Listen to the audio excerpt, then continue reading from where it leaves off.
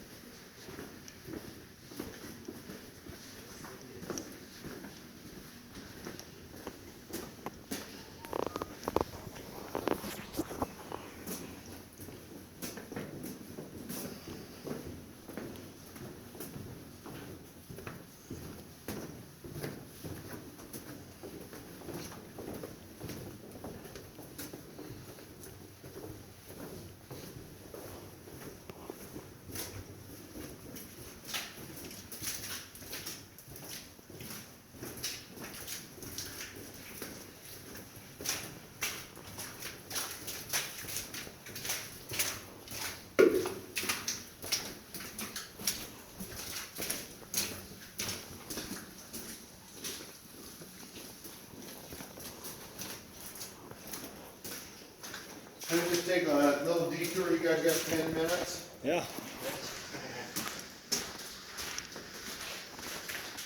Nobody that's gotten this far.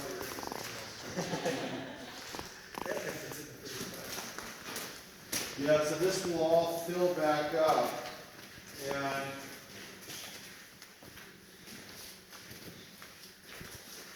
oftentimes, you know, this was done because people will lease sections of the mines, and this went on into the 60s. They leased portions of the mine and didn't want people, you know, interfering with them.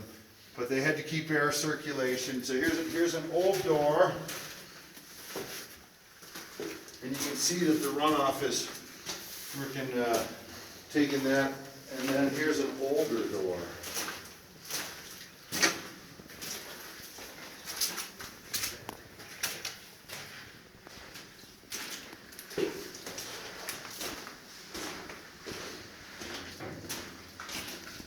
So,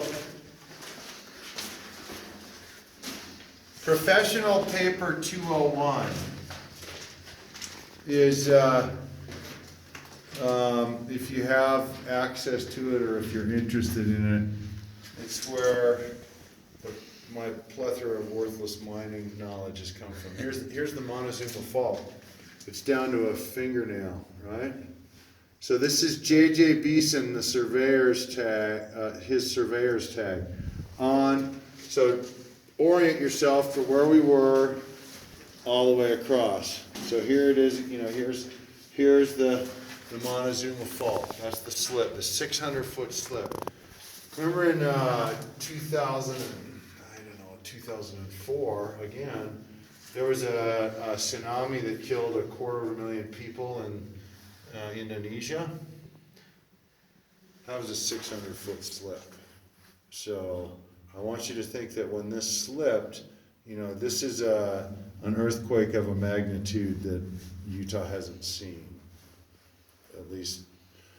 Now, what's this? That's the water level. That's the bathtub ring, right? So I want you to think about that. Wow. Okay. Pretty dry here now. But that's because their grate got blocked. And so all the water during the runoff came in.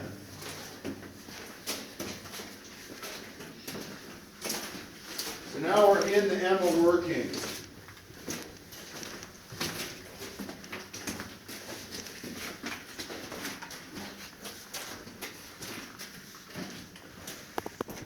So this is, you can kind of tell an age of a mine by the rail.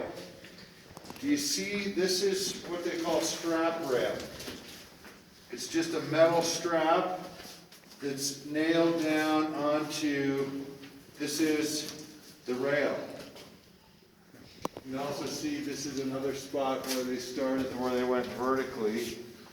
And if we walk back here,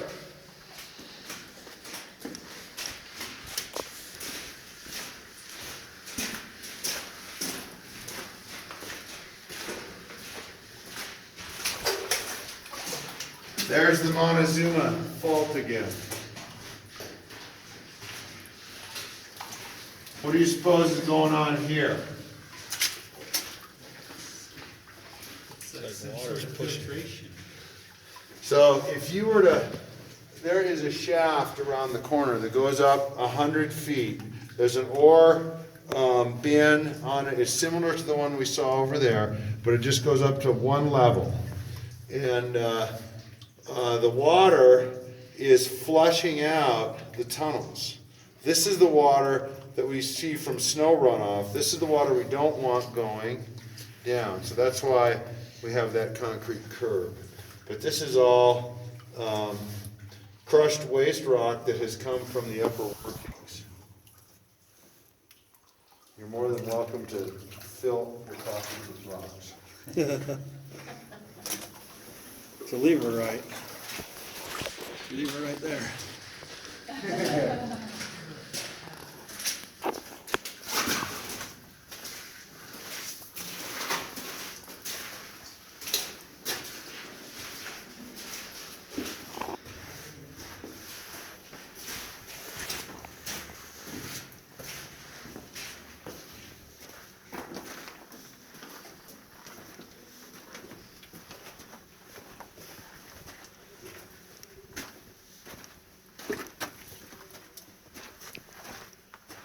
You know what year the Montezuma Fault slipped in?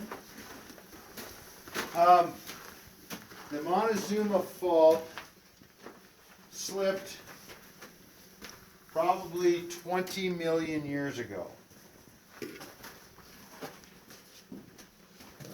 So, you see this? As you come in here, we're following up. We need a rope to go up here. But if we come in here,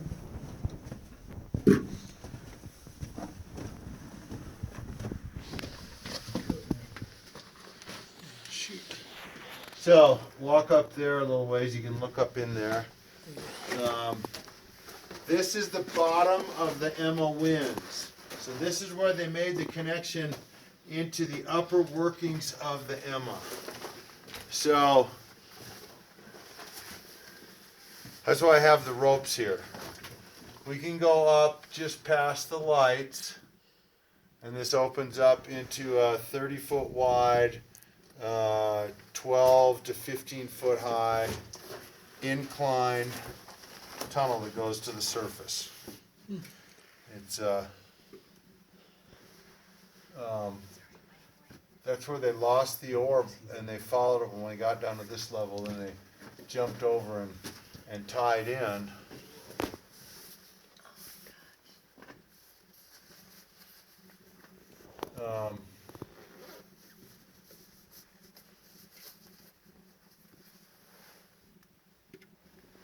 It's up to you guys if you want to go in there.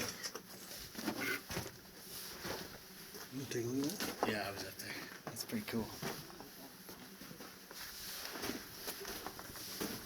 Well, this is an easy one. Easier than hell? Oh, well, that's why I still have two set ropes in here. Dark back in here. There, leading your way out. You tell that you made a lasting impression on me, that one spot. Yes. The miners do not. So, and it was 1882 when they got to this level.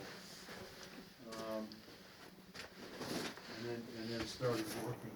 If we were to crawl and go that way, and there's an area where we can see water, but it's probably pretty low. Let's go back and we'll just wander over to the Hiawatha Fault, and then we'll head out.